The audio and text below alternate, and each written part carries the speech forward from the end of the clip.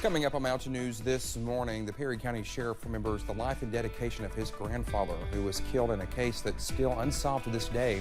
And an Eastern Kentucky attorney continues his work in bringing relief to those people who lost so much after falling victim to Eric C. Kahn. Dedicated to Eastern and Southern Kentucky, this is WYMT Mountain News this morning.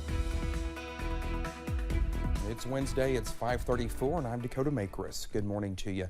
Let's take it over to Brandon for a look at our weather, and Brandon's feeling a little bit under the weather this morning. But it's definitely the case for me. Well, yeah, yesterday you said, I think I'm coming down with the head coat. I was like, yeah, you'll be fine. And then this morning you, yeah, you definitely have something. So. Yeah, it's all right here. Oh, that's the worst. Yeah, it is. Yeah, I hate that. Exactly. All right, so let's get you through this forecast because we have a lot to talk about.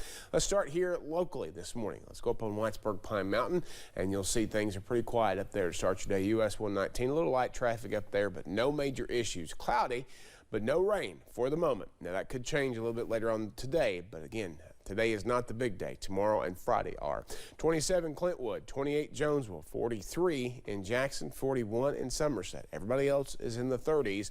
And some spots a little colder than others, like Manchester and Harlan, Jacksboro too, because there's a little bit less cloud cover in some of those areas. Already in the 50s, Paducah, Clarksville, Bowling Green, Nashville, almost 50 in Owensboro and Carbondale. So all that warmer air is moving this way.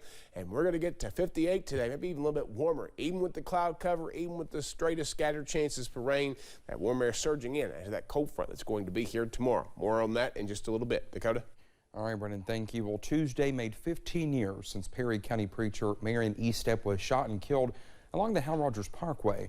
No one has been arrested in the case. Mark UHaul talked with Estep's grandson, Perry County Sheriff Joe Engel, and learned how his grandfather's faith inspired his service to the community.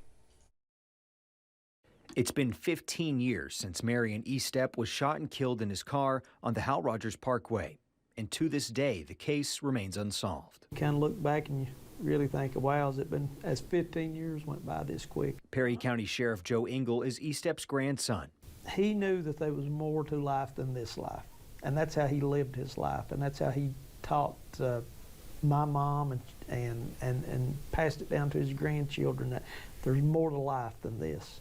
Following in his grandfather's footsteps, Sheriff Engel started to preach and continued to serve his community. Not only did he preach it, but he lived it his entire life. Every aspect of his life surrounded his faith. Sheriff Engel is at peace with the loss, but says his office continues to receive tips about the case 15 years on. Tips still come in, and I'm still staying in contact with the state police detective that's working it. He's still working, and I keep supplying him with that information, so you can't never tell. But if it don't, it's all right. It'll be okay. Looking for closure while leaning on faith. In Hazard, Keaton Hall, WYMT Mountain News. Well, if anyone has information relating to Estep's death, you are asked to contact KSP Post 13 in Hazard or the Perry County Sheriff's Office. Well, a fire in Floyd County destroyed one family's home, putting animal rescue efforts on hold. Jessica Harris is a foster for stray and surrendered animals near the Prestonsburg area, but her family home, which was also the shelter space for fosters, caught fire during the weekend. While her rescue community is working to get donations for her family, she says some losses hit harder than others. Everything it's gone. All the dogs are gone. I mean, we lost 10, and it's horrific. Well, 7 of the dogs killed were fosters, while 3 were family pets. Harris hopes the support and online fundraisers will give her family a sense of normal again.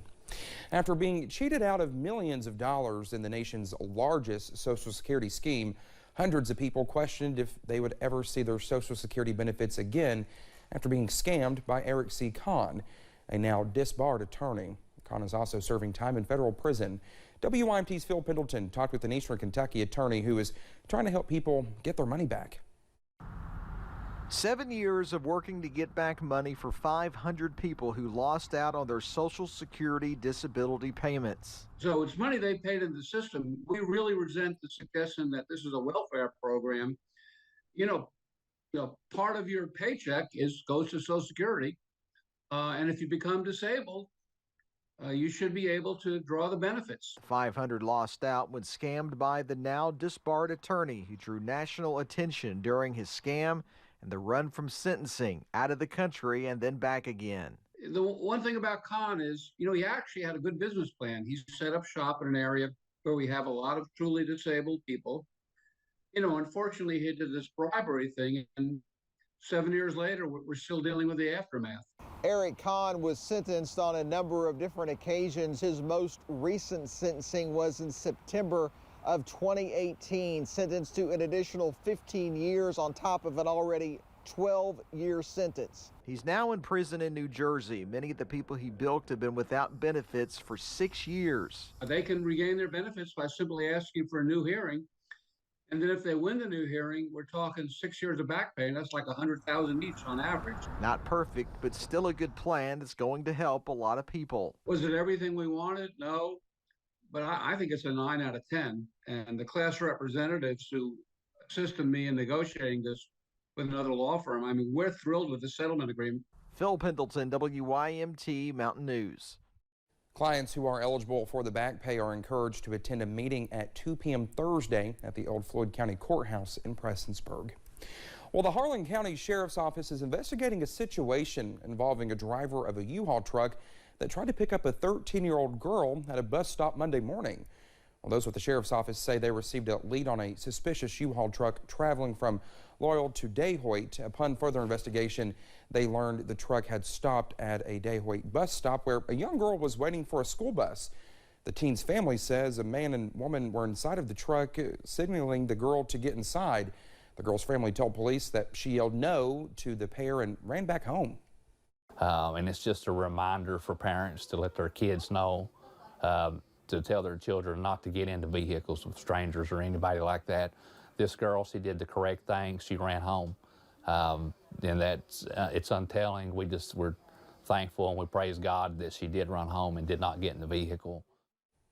Well, they say they were able to confirm that U-Haul was rented in Harlan County and the suspects driving the truck were not the ones who rented it. They have identified the man driving the U-Haul, but they are not releasing his identity at this time. Well, just ahead this morning, an actor from That 70s Show is set to appear in court once again on serious charges after prosecutors promised him to take him back to trial. And from storms to snow, that is what we could see starting tomorrow and taking us toward the weekend. I'll have the latest on both threats in about 3 minutes.